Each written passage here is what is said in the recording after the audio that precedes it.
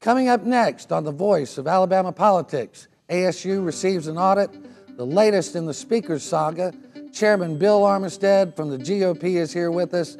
Campaign contributions go before the United States Supreme Court. All right here, next on The V.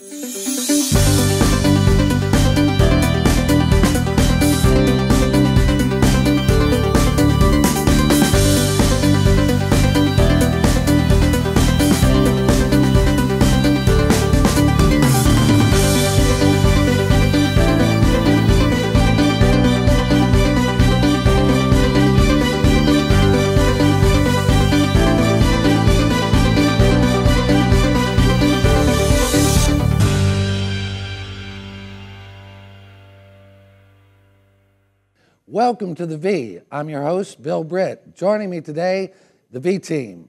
First off, Claire Austin. Claire, welcome. Thank you, Bill. Great to be with y'all this Sunday morning. It's great to have you. Next to Claire is Barron Coleman. Barron, great to have you here too. Thanks for having me, Bill. And to my left, Shalana Spencer. Shalana, great to have you here. Thank you. Glad to be here. Today, we're going to start off our look at politics in Alabama with the audit that was performed at Alabama State University.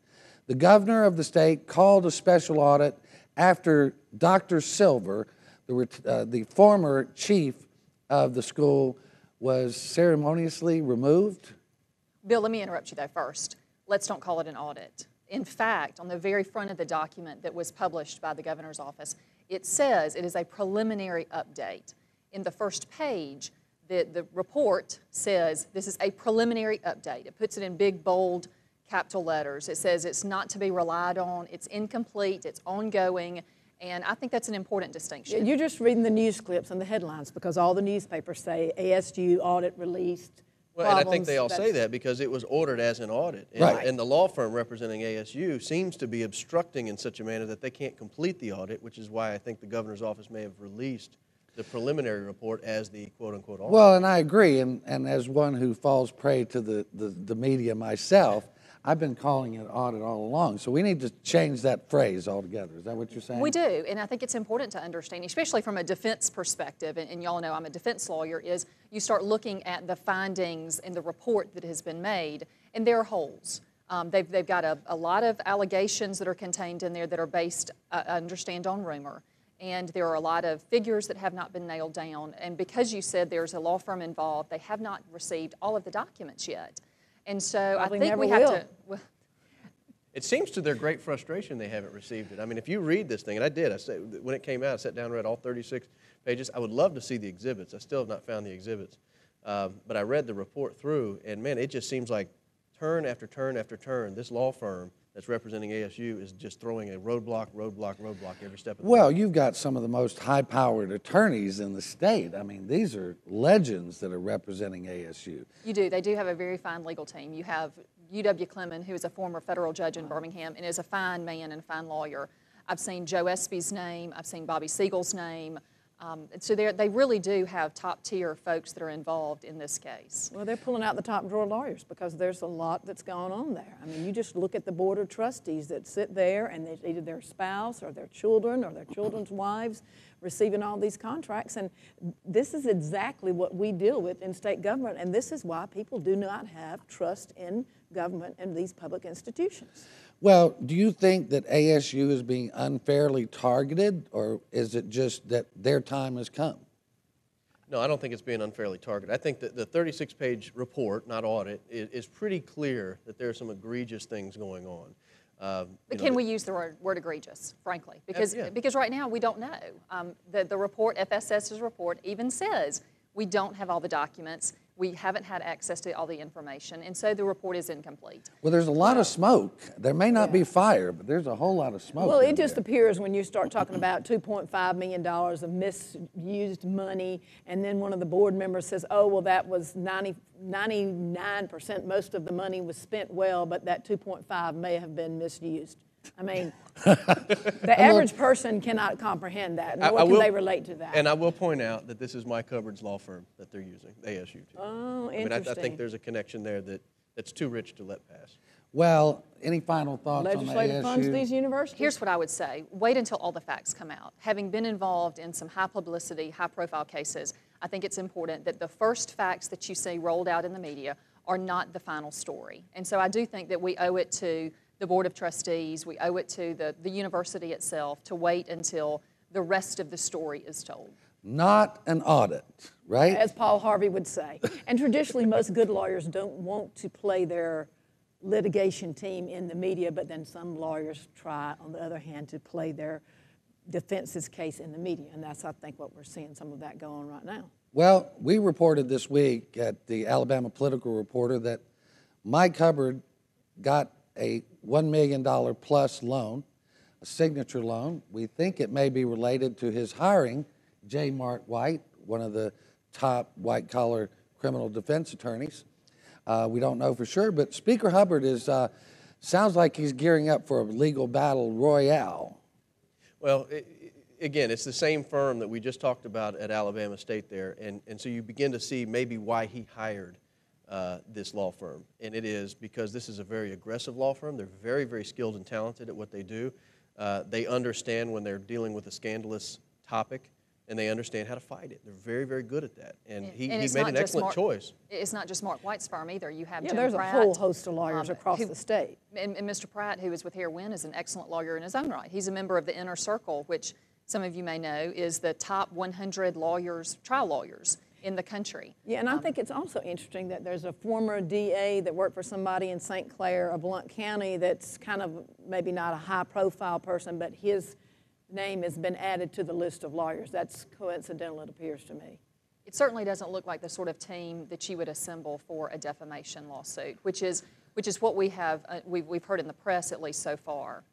Well, and if you look at the letters that are going out, and I've seen a couple of the letters that have gone out to people, the cease and desist letters that everyone's talking about, it seems like there's more to this legal team than just those letters. You could have gone and gotten any ham and egg lawyer on any street corner in America to write that letter. Well, you don't need that team. That's right, but now the rumors, and of course I don't know this for fact, but the rumor is there's about 26 subpoenas that have occurred in the last 2 weeks with House and Senate members. Well, it's a serious issue. Something's coming out of the grand jury in Lee County, whether it's an indictment or a no bill, we don't know. What we do know is that our rumors say that Speaker Hubbard is being looked at very aggressively by the AG's office in the person of Matt Hart. And Matt is nobody to trifle with when it comes to going after the bad guys. We don't know what the Speaker's done. We know over the last month or two, he closed down his longest running PAC. He paid off $2,000 worth of silk plants that he charged to the state. I thought that was pretty good. There were a couple other things that... Didn't he let one of his clients go? Yeah, he let one of his biggest clients go, $12,000 a month client. So a lot of activity that's unusual for the Alabama Speaker of the House. We'll know more, and we'll keep at it here at the V. Right now, we're going to go to commercial break, but join us back here at the V as we look further at what's going on in Alabama politics.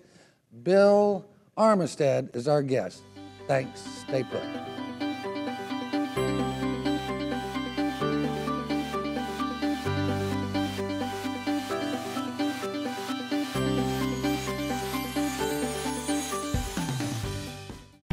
Hey, Mom.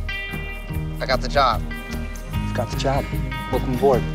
I've got a job to do today. Have a good first day at work, Mom. Donate to Goodwill. Help provide job training in your community. I teach. I touch the future. I am AEA. I keep the school clean every day for your children. I am AEA. Congratulations on your scholarship. I help children make choices for college and careers. I am AEA. We are AEA.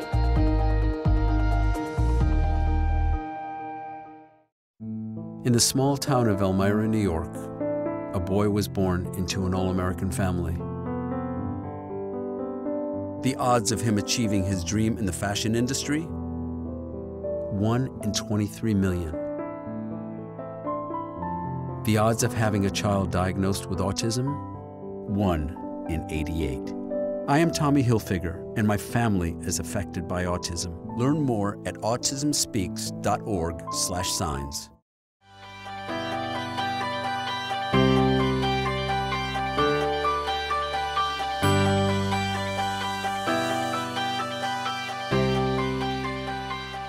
Welcome back to The V, the voice of Alabama politics. We're fortunate today to have the chairman of the Alabama Republican Party here with us today, Chairman Armistead. Welcome to the show. Thank you, Bill. It's good to be with you. It's great to have you here. You're our first guest. Well, I'm honored. Yeah, well, it is our privilege to have you here. You know, after 136 years, the Republicans have dominated the state for the last 3, and what a change it's been all the way around. You control every statewide office. People are flocking to the party every day. I mean, what's next? Well, you know, it's very obvious that the Democrat Party in Alabama has taken a hard left turn. Alabamians are not liberal, they're not left-wing, and when you've got a president like we have in President Obama that takes a left-hand turn every time you turn around, Alabamians don't like that. And so the Alabama Democrat Party has followed the lead, though. Former Democrat Party Chairman Mark Kennedy has said often that Alabamians need to embrace Barack Obama. Well, they're not embracing Barack Obama. They're embracing the conservative principles of the Republican Party in Alabama. And that's the reason we've grown so much over the last few years. Again, Alabamians agree with the philosophy of the Alabama Republican Party and not the Democrat Party led by the likes of Mark Kennedy and Barack Obama. Well, we are obviously a conservative state. I mean, we're conservative people. We even have Democrats that are conservative by Nancy Pelosi standards. But do you have any specific plans right now to get down into the judgeships and the other elected officials in the counties? Well, we've been fortunate to elect every statewide official now as a Republican. As you said, we now have control of the legislature after 136 years. One of the things that I've been focusing on is taking it down to the next level. Last year we targeted certain counties that we had not been successful in local races, and we targeted them. We found out we can elect Republicans at the local level as well as the state and the national level. Next year will be no different. We'll be concentrating next year on re-electing our statewide constitutional offices and judges. We'll also be concentrating on retaining our majority in the legislature, and then we'll take it down to the next level. Next year, there are county offices that we're really interested in. Every county has a sheriff, and every one of those sheriffs are up for re-election next year. Republicans only have 25 out of the 67 counties for Republican sheriffs, so obviously that's an area we're going to be looking at very clearly. Then you have district and circuit judges that are coming up next year. We'll be focusing on those. We have revenue commissioners in a lot of counties that are going to be coming up. So we're going to be a red state from the top to the bottom. You know, we've been fairly blue in some counties. Last year, for example, we won races in counties where we have never elected a Republican before. Take, for example, Jackson County. We'd never elected up in the northeast corner of Alabama a Republican until last year. We elected 2 county commissioners. We're also in the northwest corner of Alabama, the Shoals area. Colbert County, for example, had never elected a Republican. We now have Republicans in Colbert County. In fact, just a couple of weeks ago, I had Senator Rick Santorum go with me up into the Shoals area to demonstrate that it's okay to be a Republican. And we don't have horns, and so the folks up in the Shoals area have welcomed us in the Republican Party, and we'll do some more things next year that's going to surprise some folks. Well, that's great.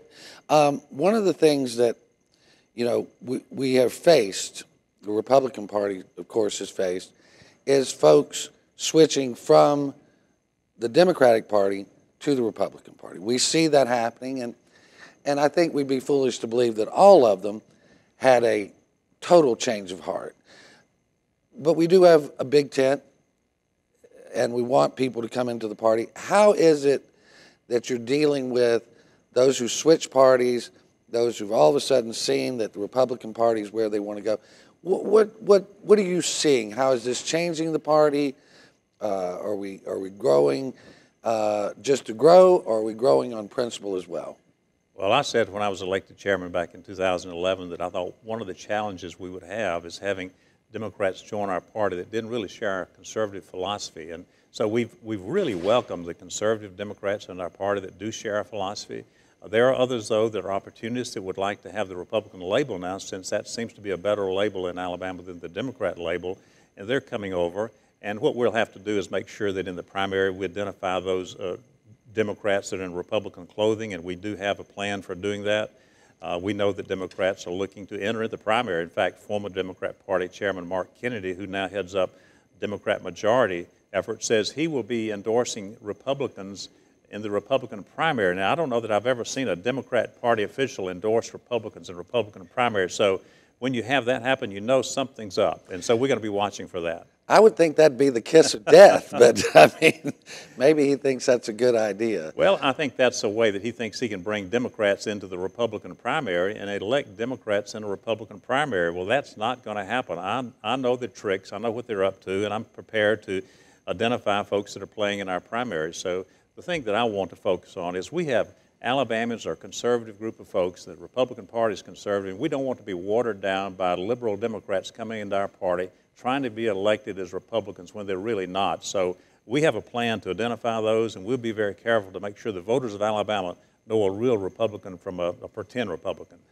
Well, a lot of people are concerned about that very same thing, and they want to make sure that they know who they're voting for and what their ideals are, and not just their label. Well, I think you're right. It's the philosophy. You know, people talk about the labels, Republican, Democrat, but really it's the philosophy that everyone is interested in. Where are you going to take us if you're elected? And I think you're absolutely right. I mean, we are a principled people that want to know what are your core values. And those are things that develop over years and decades. They're not things that just pop up out of the blue. Yeah, you don't change overnight on those kind of things. And if you see an elected official or someone running that does seem to flip overnight, you need to really ask a couple of questions about that individual. Yeah, absolutely. I would agree. One of the big things, of course, that always is on folks' mind, especially in our business, is campaign finance. Who's got the money? Who's giving the money? Recently, the Alabama legislature passed a bill that allows for unlimited campaign contributions from corporations. Mm-hmm. Have you seen how this has affected anything yet? Or what do you think is going to be the effect?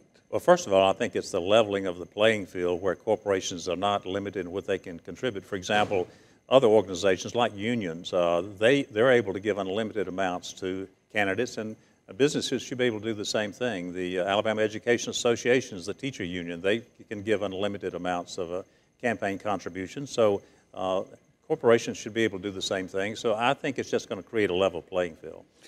Do we fear, you know, the Alabama Education Association played heavily in our last gubernatorial election. Do we fear that corporations now will feel they can play that way, or is that something we welcome? I'm not sure. I think, again, all we're looking for is a level playing field. The unions have dues that they collect from their members, and they create a large pot of money that they can put into campaigns.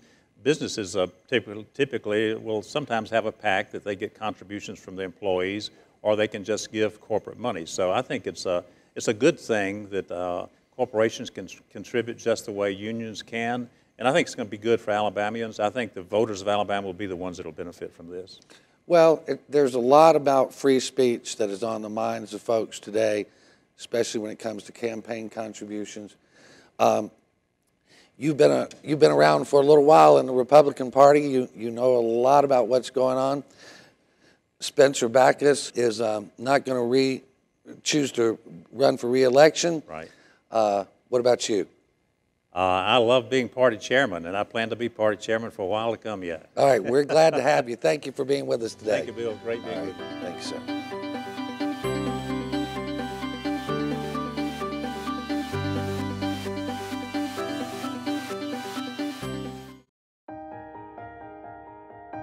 I teach. I touch the future.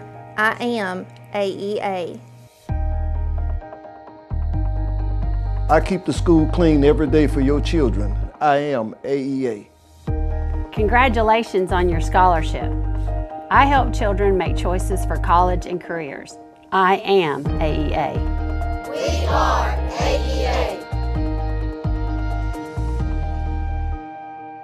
Here's what customers are saying about WeatherGuard Lifetime Metal Roofing. Kind of makes the rest of the house stand out and pop in the front, and it's low maintenance to me. I was extremely impressed with the facility that they have to display their product. Hello, I'm Robert Wells, president of WeatherGuard. We are a family-owned business, and we will back our lifetime warranty for generations to come. Come by our showroom on Alton Road in Birmingham. WeatherGuard Lifetime Metal Roofing, 533-7322.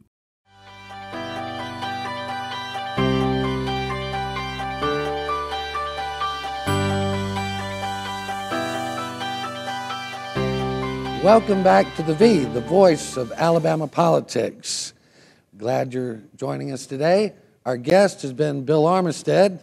We'd like to talk about that with our panelists. Charlana, would you like to start us off? While Mr. Armistead was talking, I couldn't help but having the certain names run through my head.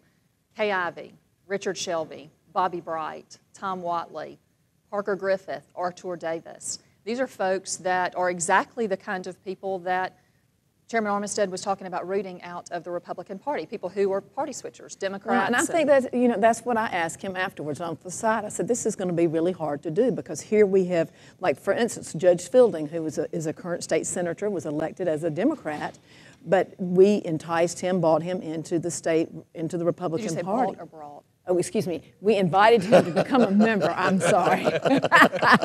Brought. No pun intended there. But in any event, I mean, and now he's running for election. So I don't think that the Senate majority can go against him. You can't say he's a rhino and then his opponent's a real Republican. That puts the party, and first of all, they're not supposed to get involved in primaries. And that's the key. They're not supposed to get involved in primaries. And in that particular race with Judge Fielding and Dr. McClendon, right. McClendon's been a long, good Republican. Yeah. And McClendon was Fielding was a very reliable Democratic vote. So who's the real Republican in that race?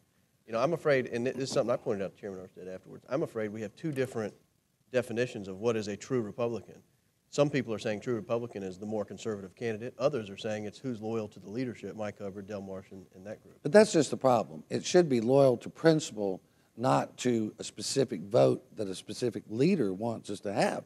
I mean, that's how we get into trouble in Washington. This is what the whole Tea Party movement's about. Well, you hit the nail on the head. That's exactly what I was getting ready to say. That is why you've got this splinter in the Republican Party, and I've been a lifelong Republican since 1963, and I'm on the state executive committee, so I've been in the tent for a long time. But that's why you're seeing this uproot of the Tea Parties all across the state of Alabama. And nationally, it's a national trend, but you're seeing these candidates are moving and winning in this state.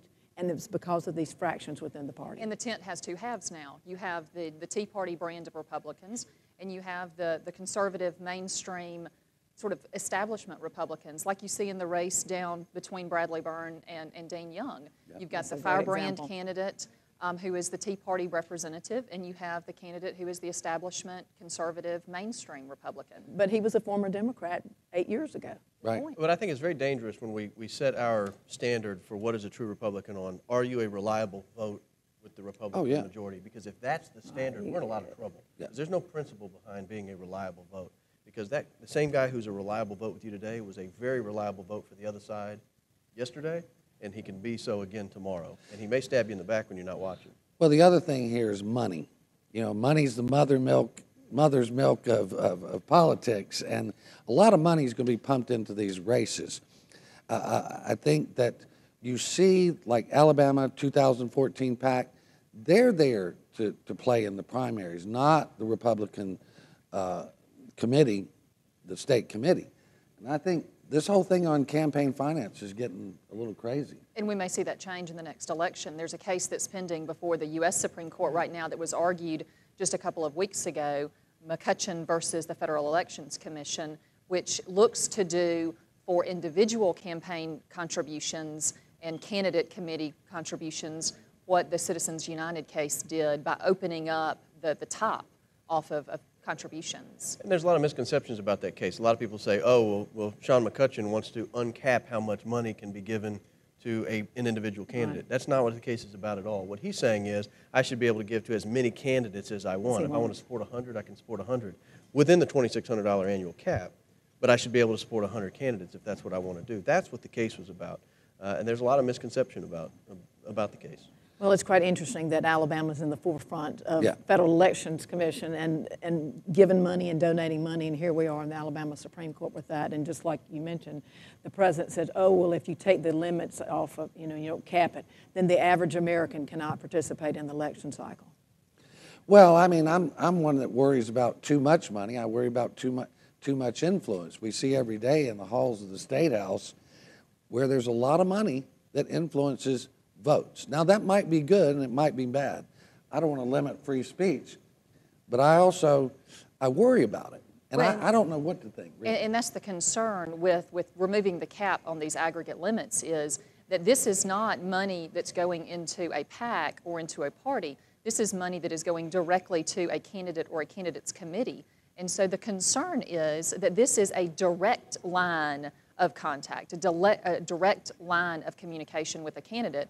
And so the concern is that there is the potential for corruption that you don't have when you put the contributions into PACs or into parties. Well, that's what we have. It's moving towards the system we have in Alabama, where there truly are no limits. And Brian Taylor's bill last time, which I thought was a horrific bill, allowed now utility companies can come in and give unlimited amounts, corporations can come in and give unlimited amounts. He uncapped basically private foundations can now play unlimited roles. Well, now see, that's a little sleeper there, private foundations. Yeah. And that's what we're seeing, because you can't do we're trying to play we don't have PAC-to-PAC transfers anymore. Right. But now there's this new little devil out there called a private foundation, right. And they're creating all these private foundations, and they're putting all these monies into it because, a lot of us get called to put money into a foundation. And you have no idea who the donors are to the private foundations, right. Who the operators are of the private foundations. It really creates the specter of dark money again that the whole campaign there's no transparency there. And we, right. and in 2010, when they ran and they talked about transparency and open government and everything, and all this does is just creates another layer, and you do not know where the money's going. Under the old system, under the old PAC-to-PAC system, if you had enough time on your hands, you could route through the PAC-to-PAC transfers and eventually find the money. But it was very difficult. Under the private foundations, you will not be able to. No, there's no way, and this is the thing where we get these shadow, whether there's good intentions or bad intentions, is people that we don't know who they are, basically running our government, and this is what we don't want to happen. Well, I think they knew exactly what they were doing when they did this, and particularly when they were creating these foundations. I don't think they ever intended for 1 minute to run the 2014 elections on clean money, where the money could be traced. They did the PAC-to-PAC transfer ban and immediately uncapped it. Well, unfortunately, I'd have to agree with you. They knew what they were doing. We are the V. We're the voice of Alabama politics. We want to thank you for joining this week. If you want to check out more of the V, you can go to alreporter.com. Every day, new stories, 7 days a week. Come back next Sunday. We'll be here at the V. Hope to see you then. Thanks a lot.